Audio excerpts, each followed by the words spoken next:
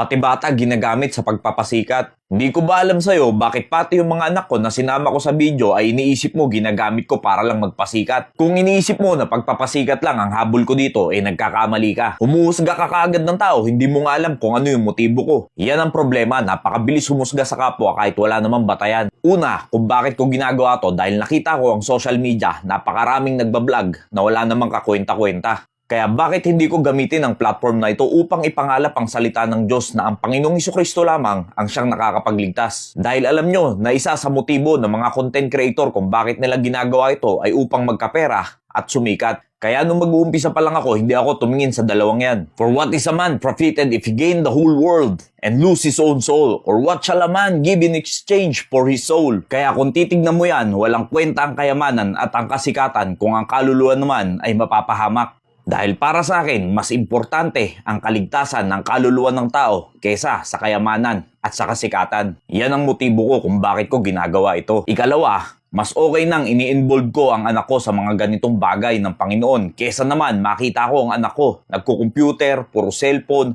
nagmumura, hindi marunong rumespeto sa magulang, hindi marunong sumunod at palasagot pa dahil bakit hindi natuturuan ng tamang disiplina at tamang paglakad sa Panginoon. Train up a child the way he should go, and when he is old, he will not depart from it.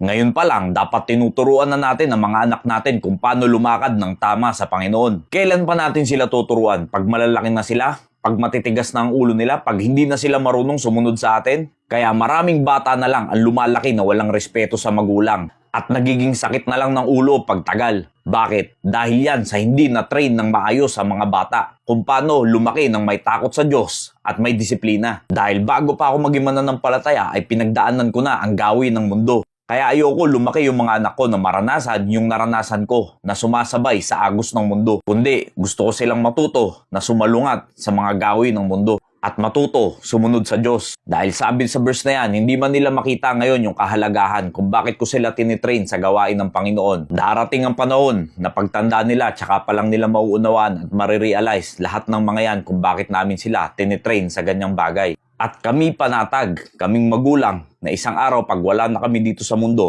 hindi man kayamanan ang iiwan namin sa kanila, pero mas higit pa sa kayamanan ang itinanim namin sa kanila. Kaya habang bata pa sila, turuan natin sila na magkaroon ng takot, pagmamahal, at sumunod sa Diyos.